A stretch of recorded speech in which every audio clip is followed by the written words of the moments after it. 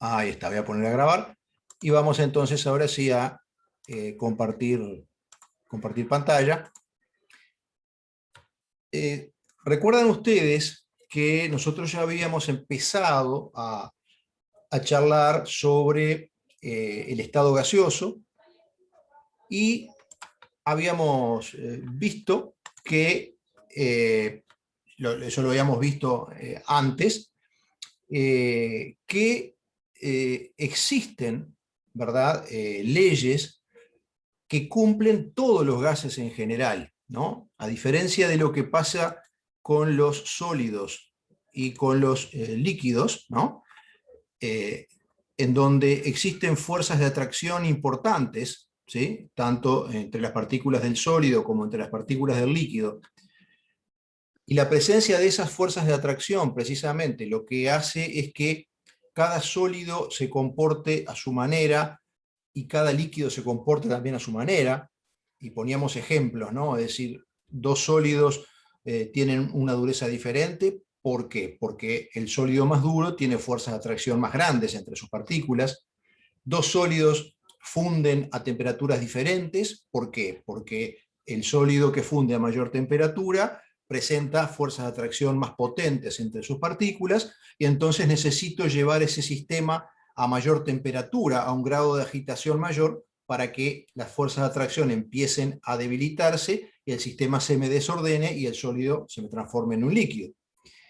En el caso de los líquidos, habíamos visto que también hay toda una serie de propiedades físicas que dependen de las fuerzas de atracción, ¿no? En la lectura aquella que habíamos hecho de la ficha número 2, justamente ahí nos hablaban, por ejemplo, de la viscosidad, de la tensión superficial, de la temperatura de ebullición, ¿no? Es decir, son todas propiedades que de la misma manera dependen de las fuerzas de atracción. Es decir, cuanto mayor sean las fuerzas de atracción, más viscoso será el líquido, tendrá una tensión superficial mayor, hervirá a mayor temperatura.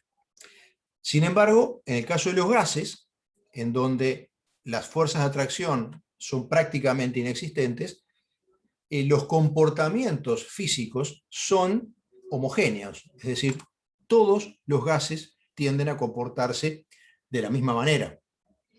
Y además habíamos visto que si justamente tenemos un gas real a baja presión y a alta temperatura, y recordemos que baja presión para los gases reales se puede considerar como la presión ambiente, o hasta 5 veces la presión ambiente, que no es poca cosa, y alta temperatura se puede considerar como la temperatura ambiente. Entonces, en esas condiciones, que son las condiciones habituales del laboratorio, tenemos gases reales que se comportan también como un gas ideal, o sea, se comportan todos parecidos porque se comportan también parecidos al gas ideal. Y por eso, justamente, podemos generalizar, es decir, podemos estudiar qué le pasa al volumen de un determinado gas si yo aumento la temperatura en tantos grados, siempre que no me cambie la cantidad de gas ni me cambie la presión, y voy a ver un comportamiento que luego puedo trasladarlo a cualquier otro gas. O sea, no me importa con qué gas trabajé. Todos van a comportarse de la misma forma. Y a eso es a lo que llamamos justamente leyes del estado gaseoso. Leyes del estado gaseoso ideal le llamamos. ¿Por qué? Porque si fuera un gas ideal, cumpliría con estas leyes sin importar la presión a la que está y sin importar la temperatura. Nosotros sabemos que para los gases reales, estas leyes solo se cumplirían si estamos trabajando a presiones no demasiado altas y a temperaturas sí altas. Eso es un poco lo que tenemos en esta diapositiva, que yo también se las voy a subir después al grupo. Vimos también lo que llamamos variables del estado gaseoso. ¿Qué son las variables del estado gaseoso? Son aquellas propiedades que a mí me resultan importantes, que me resultan útiles para poder estudiar el estado de un sistema gaseoso, es decir, y para poder darme cuenta si está igual ahora que hace 5 minutos, ¿no? Es decir, Si alguna de esas propiedades se modificó, es porque digo, bueno, ahora está en un estado diferente. Sigue siendo estado gaseoso. Cuando digo estado, estoy ahora refiriéndome a la otra acepción de estado, ¿no? Es decir, a situación del sistema. Vimos que esas magnitudes son presión, volumen, temperatura y cantidad química, que justamente en la última clase, nosotros, en la última clase presencial, nosotros nos quedamos trabajando un poco con esta idea de cantidad química, la repasamos, hicimos cálculos, eso fue, creo, hasta donde llegamos, ¿no? Entonces, bueno, en un sistema gaseoso, ¿qué sería la presión? Bueno, sería la consecuencia de la fuerza, de los choques que ejercen las partículas del sistema gaseoso contra las paredes del recipiente. Bueno, el volumen es el espacio ocupado por el gas, que sabemos en definitiva que es el del recipiente que lo contiene, ¿no? La temperatura, bueno, es lo que nosotros registramos con el termómetro en el sistema gaseoso, y que está relacionado, en definitiva, según la teoría cinético-molecular, con el grado de movimiento de las partículas de ese sistema, ¿no? A mayor temperatura, las partículas se mueven a mayor velocidad. Y luego, la cantidad química, que es esa magnitud, ¿verdad?, que corresponde a un conjunto definido de partículas de 6,02 por 10 a la 23, y que nosotros le hemos puesto la unidad mol. Y se acuerdan ustedes, para relacionar esa unidad, esa cantidad de partículas, con lo que yo puedo medir en el laboratorio, que son masas, tenemos la masa molar. La masa molar atómica, que es la que encontramos en la tabla periódica, por ejemplo, la de hidrógeno es 1, la del sodio es 23, y luego tenemos la masa molar molecular, es decir, bueno, cuando esos átomos no están independientes, sino que se unen formando moléculas, por ejemplo, en lugar de H, H2, si la masa molar del hidrógeno es 1, la masa molar del dihidrógeno, H2, es 2 gramos por mol. Eso fue lo que vimos, y hasta ahí llegamos, creo, en la última clase presencial. Ahora entonces lo que vamos a hacer es adentrarnos justamente en esas leyes del estado gaseoso ideal. La primera de la que vamos a charlar es la ley de Boyle y Mariotte, que relaciona la presión de un sistema gaseoso con su volumen, y lo hace en un experimento en donde la cantidad química y la temperatura son constantes, o sea, no pueden cambiar. ¿Por qué esto? Y bueno, porque si yo quiero saber qué le pasa a la presión de un gas cuando modifico el volumen, pero por el camino además permito que salga gas de adentro de ese recipiente, yo nunca voy a saber si la presión cambió porque yo cambié el volumen o porque se escapó gas, ¿no? O lo mismo con la temperatura. Entonces, yo dejo dos de esas propiedades fijas, o sea, dejo cantidad química fija y temperatura fija, y cambio el volumen y veo qué le pasa a la presión. Eso fue lo que hicieron estos señores, Boyle y Mariotte, uno inglés, el otro francés. En ese momento estaban trabajando en lo mismo, esas dos potencias europeas, ¿verdad? No como potencias, o sea, en ese momento la ciencia, sobre todo la química, era algo muy naciente, y por lo tanto los trabajos eran individuales, ¿no?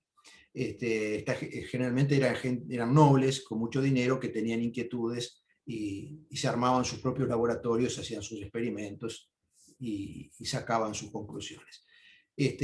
Bien, ¿y qué es lo que nos dice la ley de Boyle y Mariotte? Lo que nos dice es que cuando un sistema gaseoso sufre un cambio en condiciones de cantidad y de temperatura constantes, o sea, no cambia la cantidad de gas ni cambia su temperatura, la presión y el volumen guardan una relación de proporcionalidad inversa. ¿Qué quiere decir que dos variables son inversamente proporcionales? Quiere decir que si una aumenta al doble, la otra cae a la mitad. Vamos a verlo acá gráficamente, ¿no? Esta es una gráfica típica justamente de cómo va cambiando la presión de un sistema gaseoso cuando nosotros vamos modificando su volumen en un recipiente cerrado.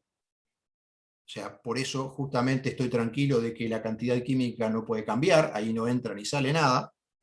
Y además, termostatizado. ¿Qué quiere decir termostatizado? Y bueno, por ejemplo, que está en contacto con el ambiente, puede intercambiar calor fácilmente con el ambiente y por lo tanto se va a mantener siempre a temperatura ambiente.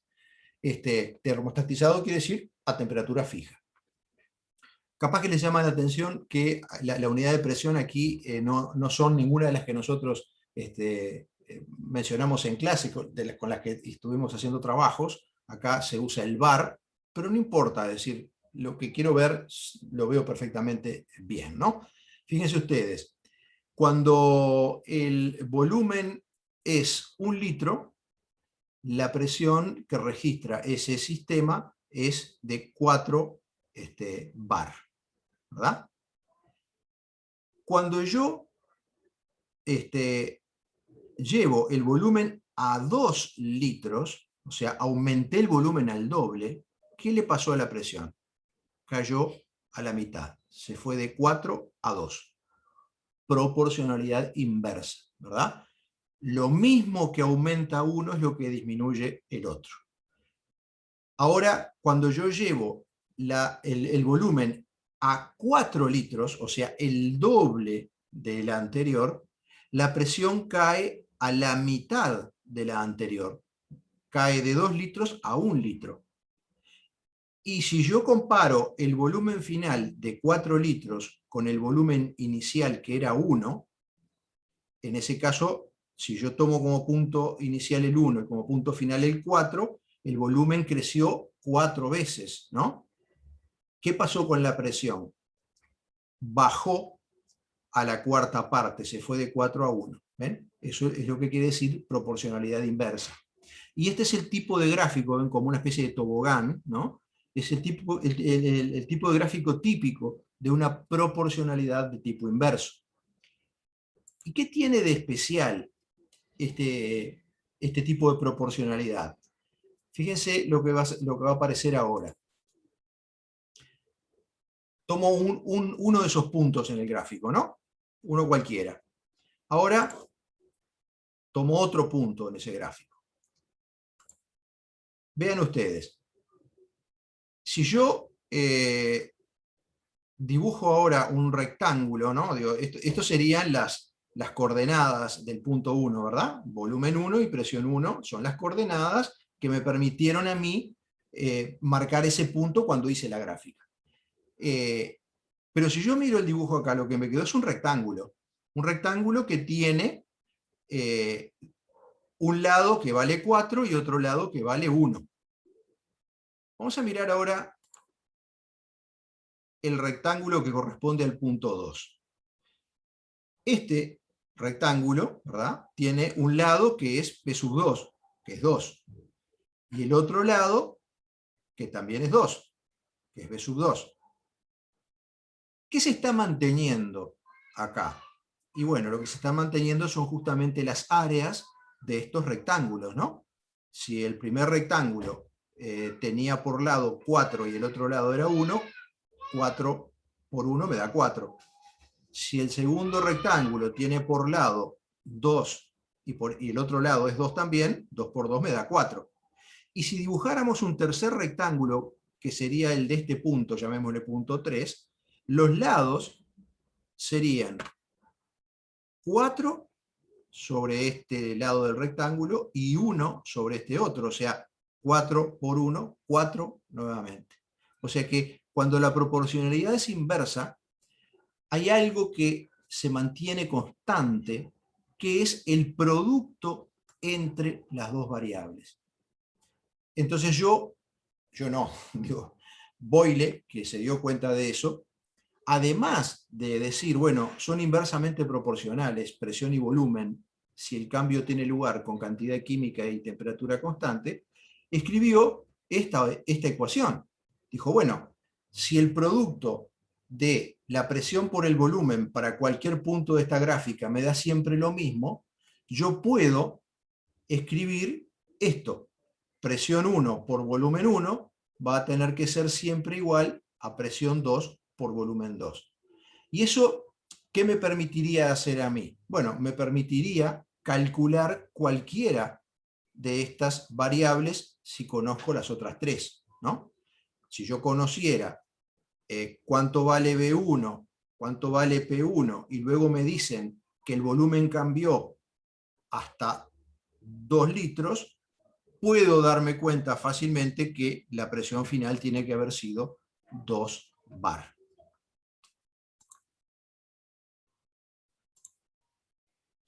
Acá tenemos justamente un ejemplo, ¿verdad? Dice, 4 litros de un gas están a 300 torr de presión. ¿Cuál será su nuevo volumen si aumentamos la presión hasta 800 torr? O sea, tenemos el volumen inicial, 4 litros, la presión inicial, 300 torr. En esta ecuación, entonces, volumen inicial es B1, lo sustituyo por 4 litros. En este momento, como verán, está pasando el supergas. Y la presión inicial, que es P sub 1 en la ecuación, la sustituyo aquí por el valor de 300 torr. Eso tiene que ser igual a una presión final, que es 800 torr, por el volumen final, que es lo que no conozco. Lo que me queda para saber B2 es simplemente despejarlo de esa ecuación, ¿no? ¿Cómo lo despejo? Bueno, paso P sub 2 hacia el otro lado a dividir. Entonces me queda 300 torr por 4,0 litros dividido 800 torr y me da 1,5 litros ese resultado, ¿sí? Siempre en todos los ejercicios en general, pero en estos muy especialmente, es bueno antes de empezar a trabajar con la ecuación, hacerme una tablita de datos, ¿no? Si sacar de la letra y poner allí por algún lado, bueno, B1 igual 4,0 litros, P sub 1 igual 300 torr, P sub 2 igual 800 torr, B sub 2 igual signo de interrogación. Entonces yo sé qué es lo que tengo, qué es lo que me están preguntando, y ahí entonces armo mi ecuación y despejo. Vamos a la segunda ley del estado gaseoso, que es hasta donde vamos a llegar hoy, no los quiero abrumar, que sea una cosa razonable. Esta ley lo que hace es intentar relaciona en realidad, volumen con temperatura.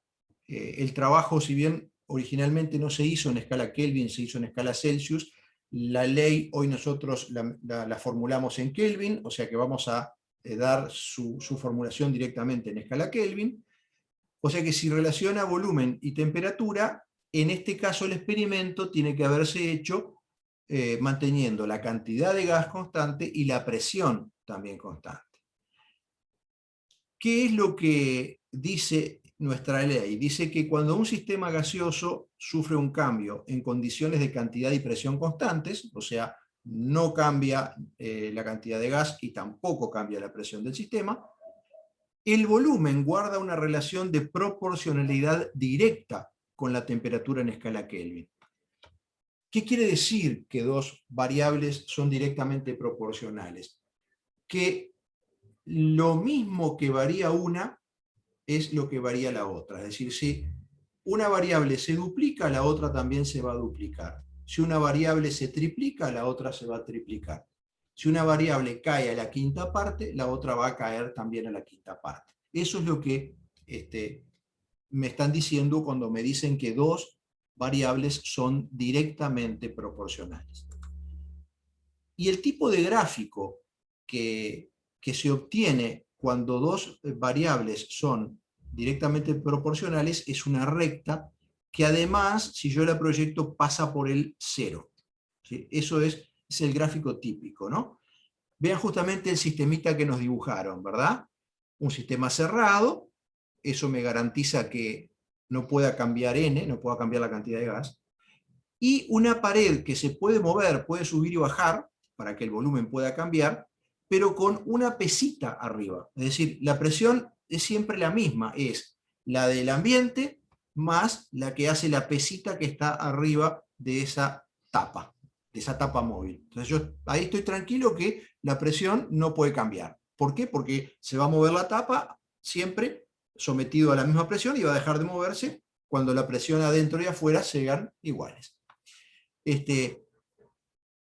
Entonces, justamente nosotros vemos acá que si la temperatura se duplica, bueno, acá no, los valores no están muy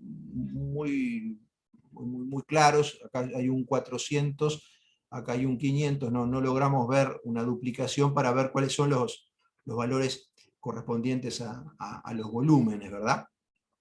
Pero sí se ve que claramente es una recta que tiende a pasar por cero, que eso es lo que caracteriza a las proporcionalidades directas. Y siempre que esto ustedes lo sabrán de matemáticas, ¿no? Digo, siempre que una gráfica nos da una recta, ¿sí? Hay algo que se mantiene también constante, como en el caso anterior, que es lo que se llama pendiente de la recta. ¿Se acuerdan que la pendiente de la recta, de una recta cualquiera, se calcula tomando dos puntos cualquiera, y se hace el delta I, en este caso el delta I sería la variación del volumen, ¿no? De 1 a 0,5, ¿sí? Dividido el delta X. En este caso el delta X es la variación de temperatura, ¿no? La que corresponda acá, que no logro ver exactamente cuánto es, no es 150, debe ser 125 más o menos, sobre, perdón, es esta temperatura final, que será unos 280 más o menos, supongo yo, esta temperatura final menos la temperatura inicial, ¿verdad? Eso es lo que yo uso como divisor en ese cociente, o sea, la variación acá dividido la variación acá. Pero en el caso de las rectas que pasan por cero, eso se hace más sencillo, porque si yo tomo como uno de los dos puntos de referencia siempre el cero, ¿no? Puedo tomar el cero y puedo tomar este punto, por ejemplo.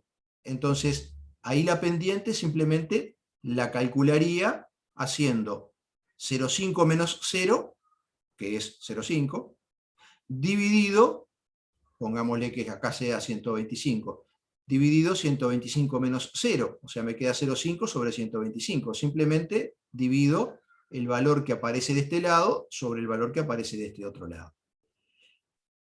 Pero si la pendiente, que es la inclinación de la recta, vale lo mismo con cualquier punto que yo elija, entonces este cociente, que sería 0,5 dividido esta temperatura que está acá, me tiene que dar lo mismo que si yo hago ahora este otro cociente, ¿no? 1 dividido el valor de la temperatura que está acá, ¿sí? Ahí tenemos dos puntos cualesquiera, ¿ven? Acá a esto le puedo llamar B1 y acá a esto le puedo llamar T1. Estamos enfriando en este caso, ¿no? En lugar de calentar el gas.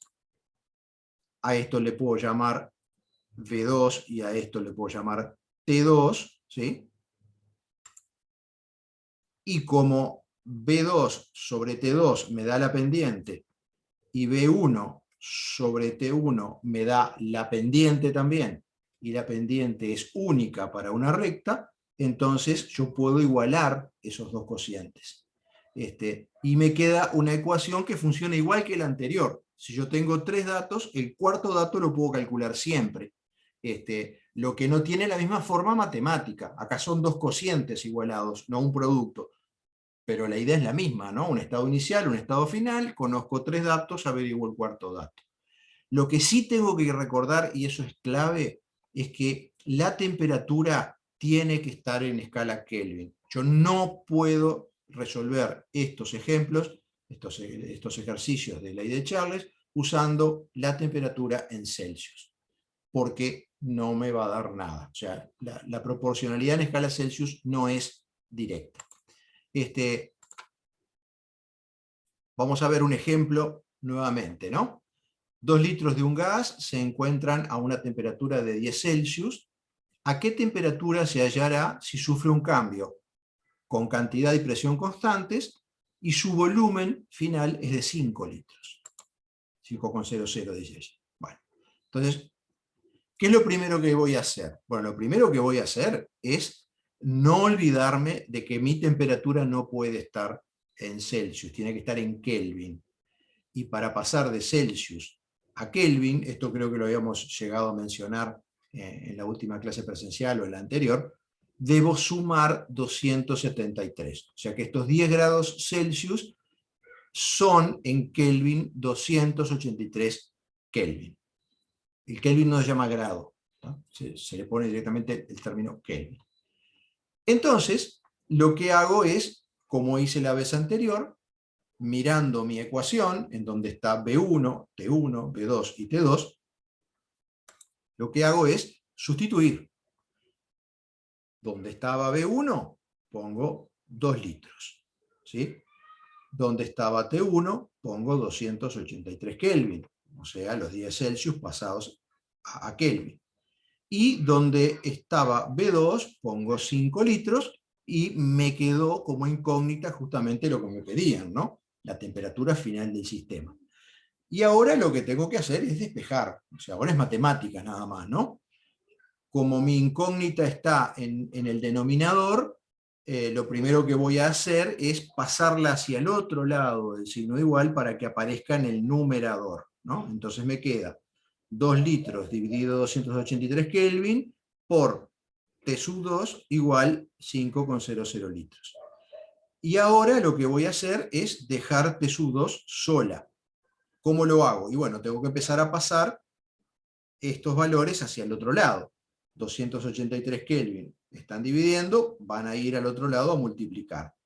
2 litros están multiplicando a T sub 2, van a ir hacia el otro lado a dividir. Entonces me queda 283 Kelvin por 5,00 litros sobre 2,00 litros, me da 708 Kelvin. ¿Correcto? Acá luego tenemos una serie de ejercicios para que ustedes practiquen. ¿Hay alguna duda hasta lo que hemos visto hasta ahora? ¿Algo que quieran consultar que no haya quedado claro? Yo voy entendiendo por ahora. Bien, Yo también. Yo también. perfecto. Bueno, Esto está en... ¿Usted lo subió a Facebook, al grupo? sí, yo les subí en realidad una ficha teórica. Ahora después les voy a subir la charla. También se las voy a subir porque la estoy grabando. Porque yo justamente lo último que vi en el grupo fue ese video que usted mandó y ni Claro, siquiera lo no. vi, o sea, le pedí. Ahí está. Después yo subí un material teórico que dice módulo 1 de gases, en donde está todo esto exactamente igual explicado también. Lo que pasa es que está por escrito, ¿verdad? Ahora lo van a tener también en esta otra modalidad de grabación que les va a resultar quizá más amena. ¿Usted está grabando la clase? ¿Cómo? Al baño. Sí, estamos grabando la clase para justamente para poder subírselas después. ¿Sí? Bien. El peladito este, pero la clase la aburre, vos. Dayana, tenés el micrófono activo, mi amor. En la ficha, Perdón, profe, pero es verdad. bueno, en la ficha, ustedes tienen lo mismo, tienen también ejercicios resueltos, y entonces, para el martes que viene, vamos a hacer lo siguiente. Vamos a discutir los ejercicios de la ficha de ejercicios que yo les subí, que está en ese caso es un documento de Word. Vamos a discutir del 1 al 9, que son ejercicios más bien teóricos. Los vamos viendo, los vamos charlando, y luego lo que vamos a hacer es ustedes van a hacer los ejercicios de cálculo que también están sugeridos en la ficha, en el módulo 1. Cada vez que aparece un módulo de estos que yo les voy subiendo, les dicen, bueno, ahora realiza los ejercicios número tanto, tanto y tanto y tanto. Bueno, esos son los ejercicios de la ficha de ejercicios. La ficha de ejercicios es única, tiene 20 y pico de ejercicios, lo que los vamos a ir es dosificando, de manera que ustedes los van a ir haciendo de a poco. Y lo que nosotros vamos a hacer entonces en el próximo encuentro, que ahí sí posiblemente sea un poco más largo porque puede haber más dudas, y vamos a usar la pizarrita esa que aparece ahí detrás, vamos a ir viendo las dudas que a ustedes les queden sobre esos ejercicios. Pueden, si quieren, también hacer los ejercicios que aparecen en la última diapositiva de la presentación PowerPoint, los pueden hacer también si quieren, y vamos practicando y aclaramos dudas de todo lo que es ejercitación. De esa manera, esa es la actividad que les va a quedar a ustedes para hacer para el martes que viene. No hay problema si no nos da el tiempo en 40 minutos, que es lo que dura el Zoom. Volvemos a entrar a la misma reunión y seguimos resolviendo ejercicios acá hasta que queden todas las dudas claras. En la ficha de ejercicios, ustedes tienen la letra del ejercicio y al final de la letra hay en negrita dice R y está el resultado, justamente para que ustedes puedan ir viendo si de verdad están entendiendo o no. Si no les da ese resultado que dice allí, el momento justamente de preguntar a ver qué está pasando es cuando nos encontremos en el próximo encuentro de Zoom, ¿sí? Así ustedes pueden darse cuenta muy fácilmente si van bien o no. Eso sí, tomen en cuenta que los resultados están dados con criterio de cifras significativas. ¿Qué quiero decir con esto? Que capaz que ustedes hacen las operaciones en la calculadora y les da 297,6, ¿sí? Y el resultado en la ficha es 298. Bueno, ¿por qué? Porque por los valores que yo les había dado en la letra, ustedes tendrían que haber escrito el resultado solo con 3 cifras, y lo que yo hice fue un redondeo. Pero esas pequeñas diferencias no son errores de ustedes, son simplemente temas de manejo de cifras significativas. Pero los vemos, no hay ningún inconveniente, aclaramos todas esas dudas. Bien, ¿alguna pregunta, alguna duda que quieran plantear? ¿No? Yo por ahora no, muchas gracias, profe. ¿Está todo claro? Bueno, entonces quedamos así. Yo les voy a subir al grupo, les voy a subir esta grabación, les voy a subir también algún otro videíto que seguramente debo tener guardado por allí de Ley de Boyle y Ley de Charles, y les voy a mandar un mensaje en donde les recuerdo todo esto, es decir, qué es lo que vamos a hacer para el próximo encuentro. Y en el próximo encuentro entonces, ahí sí lo que yo voy a hacer es estar dispuesto para que ustedes me planteen las dudas sobre los ejercicios que les voy a pedir. O sea, el próximo encuentro van a trabajar más ustedes, espero que trabajen un poco más ustedes que yo. Y vamos a hacer algo más tradicional usando esta pizarra. ¿Ustedes ven lo que dice la pizarra o no ven nada? Eso me gustaría que ya me lo dijeran. ¿Se ve allí Sí, lo que dice dice? P, se ve punto B, bien. P por B es igual a N, por R y por T. punto, sí. Está bien. Está. Sí, se ve bien. Bien, en el caso de que tengamos que resolver un ejercicio, quizás acerco un poco más la computadora para que se vea más claro, y si no ustedes... No, pero se ve perfecto igual ahí. Se ve bien. No, bueno. Usted no usa CREA. ¿Cómo? Usted no usa CREA. No. CREA, mirá, está dando millones de problemas, se cae, se satura. Por eso yo preferí de entrada manejarme con Edmodo, con los chiquilines del matutino, que por ahí lo conocen de antes porque lo han usado. Y con Facebook, que funciona muy parecido al Edmodo también, con ustedes, porque seguramente es una plataforma que también conocen de antes, entonces por eso preferí usar este sistema de Facebook, que me permite más o menos lo mismo que Crea. Después yo les voy a mandar un link a una pequeña evaluacioncita muy cortita para que hagan, solamente para testearse, es nada más que eso, no lleva nota ni nada. ¿Tá?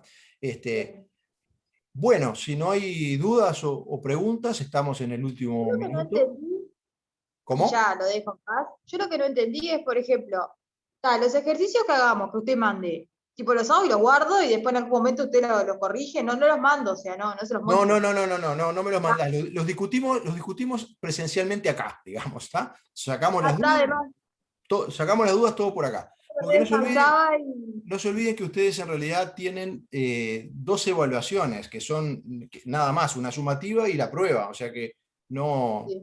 no tiene mucho sentido que me manden cosas para corregir, vamos a corregirlas así, viéndonos, Bien. y nos sacamos las dudas inmediatamente. ¿De acuerdo? Bien. Bueno, muy Ahora bien. sí. Nos vemos entonces el martes Nos próximo. vemos. Chau. Nos Chao, vemos. profe. Chao, chao.